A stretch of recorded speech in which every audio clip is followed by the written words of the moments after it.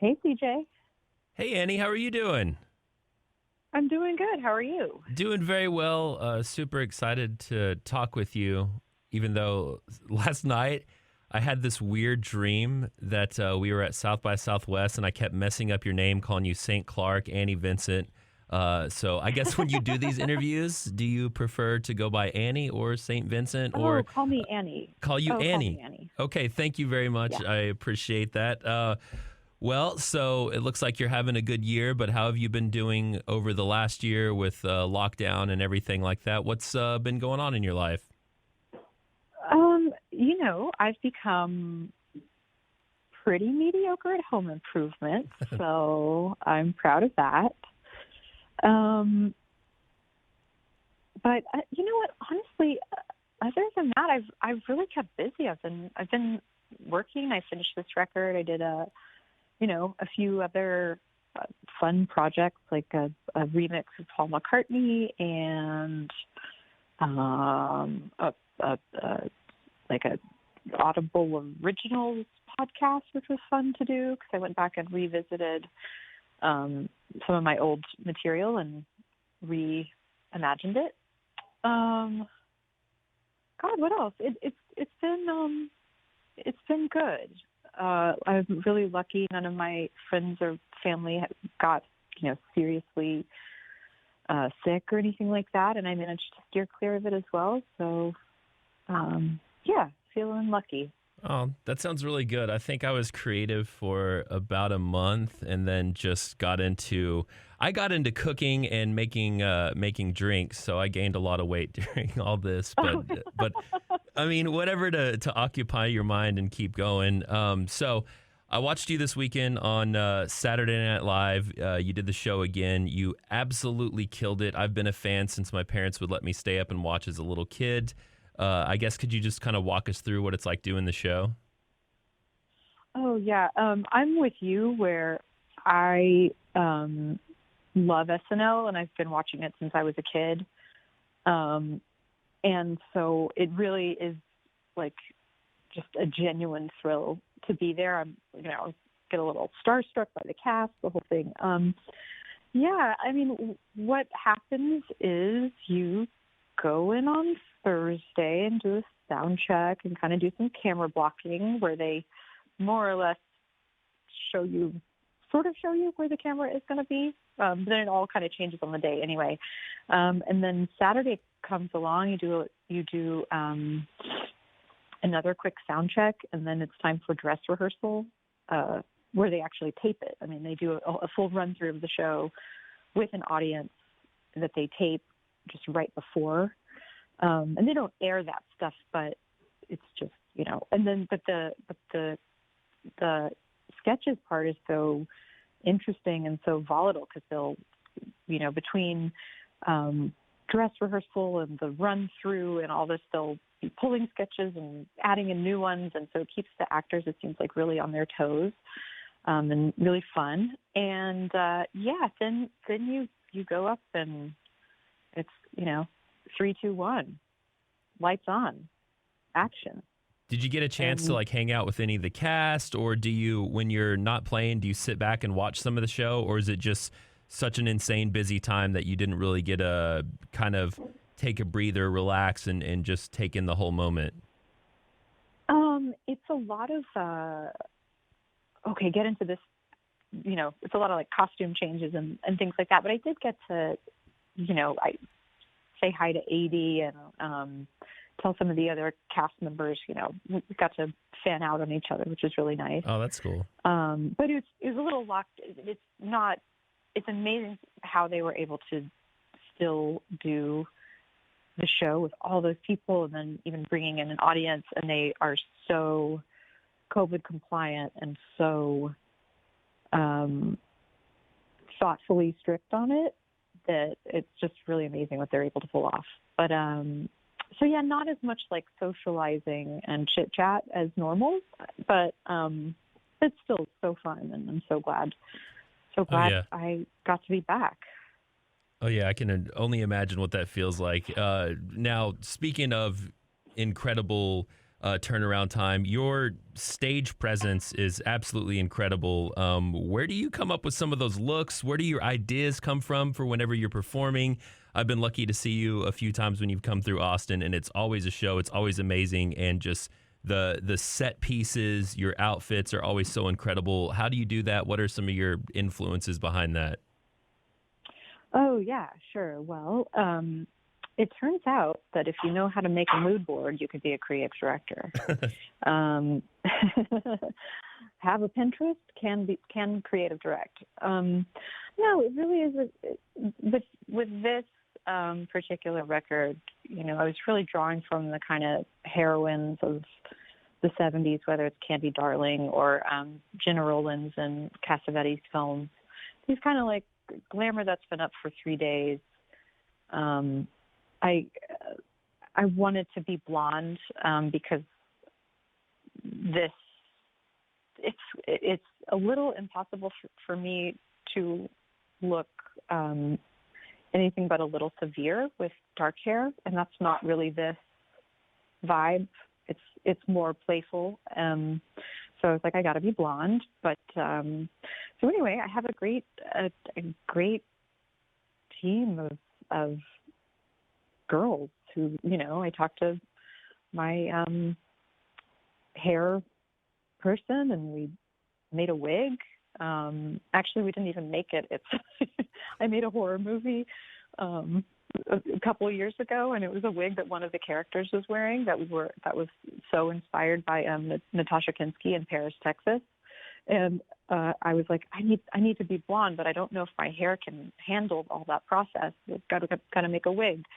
And my friend Pamela, who does the hair, was like, we have this one. And I was like, perfect. It'll be so. It's supposed to look a little cheap, a little messed up.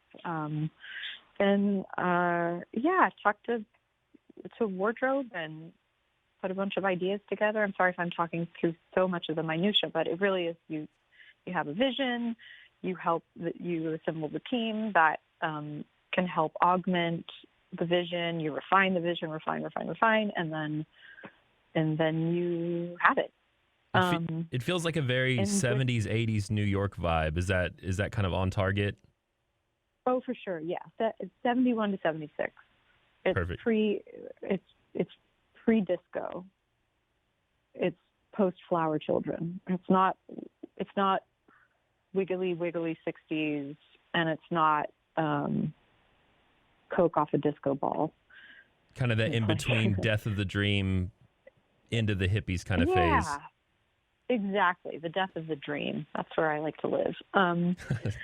But and then as far as the movement was concerned on SNL, I really wanted the conversation with the background singers to be really front and center. To me, so much of the album and writing the album and having other voices on the album was like they are at different times my friend, the angel on my shoulder, my antagonist, all this stuff. So I wanted them to be front and center and to have the relationship between us to be really buoyant. And then on Melting of the Sun, it just like sitting felt like the way to kind of carry that tune. Nothing about it is like, everything about it is through just like inviting you kind of closer instead of like, hey, look at me. Yeah, it definitely pulled off that vibe. It was incredible too. And your other song, Pay Your Way in Pain, we've got 2 out so far. Can you tell us what else we can expect from the upcoming album? Yeah, it's a record about flawed people doing their best to get by. Yeah.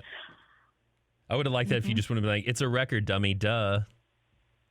Well, so now we've got the worst or favorite part of any of my interviews, which are questions from the audience.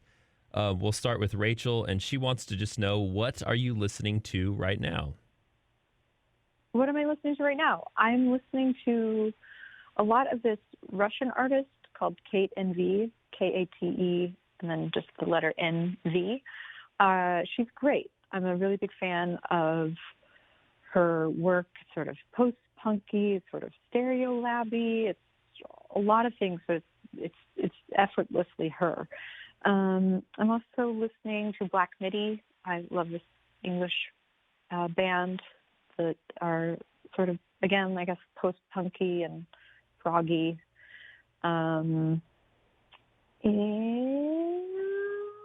then a lot of murder podcasts. So, as you do.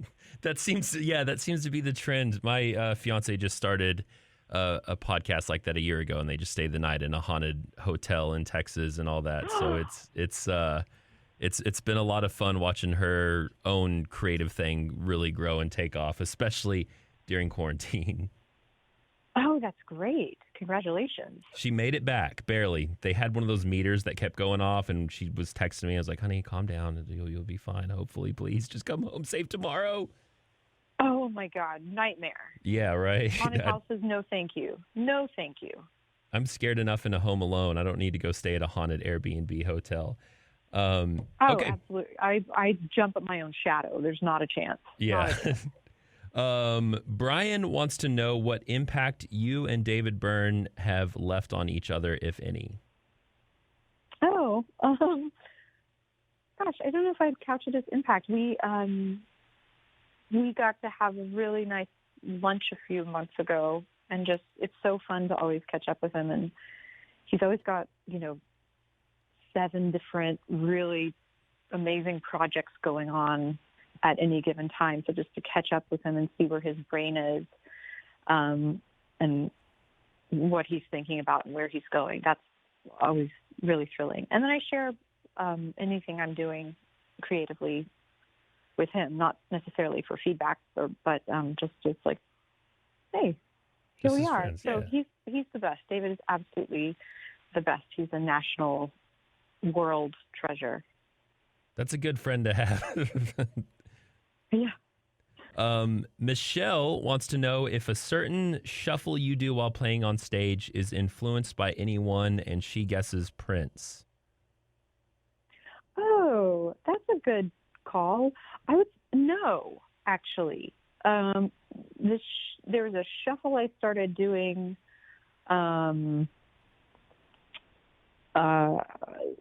I think, maybe around my third record. I'm not sure when it kind of materialized, but I think it was kind of because I always wanted to be able to moonwalk, but I practiced but could never do it. And then I think all the practicing of the moonwalk kind of came into my body one night playing, and I did a little shuffle backwards, very fast, little skittering shuffle thing. And I was like, oh, well, maybe I can't moonwalk, but maybe I can do this. Yeah, have your own thing. I love it. Two more quick ones. Dave wants to know, do you have any sports teams you root for? Yes, I do. Big NBA fan over here. For a while I was really for the Blazers. Oh, really? I'm a big fan of Damian Lillard. He's also got a rap career. And then, let's see. And then I became a sort of fair weather. I started to like the Lakers. I know. I'm sorry. I know. That's so like, it's funny because I would think maybe Oklahoma City Thunder, Dallas Mavericks, New York Knicks, but the Blazers and the Lakers. No. I know there's more. Okay. I'm definitely a Mavs fan, but I'm very much a Mark Cuban fan from Shark Tank. Oh yeah, he's great. He's also great on Twitter. He just loves fighting with people now. Yeah, I'd love to have a beer with Mark Cuban. I was definitely an OKC Thunder fan when I liked it when KD was on the Thunder. Oh yeah, he's great. And played right here in Texas, in Austin. That's damn right. UT. Final Wait, question, and this is something that started as a listener question that I ask everyone I interview just because the response is always interesting. What is the dumbest instrument and why? Oh, God. I might hurt some feelings here. The dumbest instrument, and I apologize, and I will preface this by saying that I have ears that are very sensitive to high-end frequencies. Okay, so let me just put that out there. So this is not a moral judgment. It's just simply the way that my ears perceive EQ. A piccolo flute. Okay, I can figure that. I also don't know any super famous piccolo flautists who might get offended by that. But thank you for taking the time to hang with me and chat. Is there anything else you want to get out into the world, or at least the folks here in Austin? I love Austin. And we love you. I'm so glad. I'm a proud Texas girl, and I'm back all the time. I'm just hanging out with Mama and the fam. So love you guys. I hope that I'm back playing soonish. That would be so great to see everybody. Yeah, hopefully. Same here. Would be great to go see some live shows. Would be great to specifically see you play live. I think it's been a couple years since I've had that privilege. Well, thank you again. Have a great rest of your day, and enjoy your fun media cavalcade, and hopefully we can talk to you again very soon. Cool. Thanks, CJ. Have a good one. Yeah, you too. Take care. All right, bye.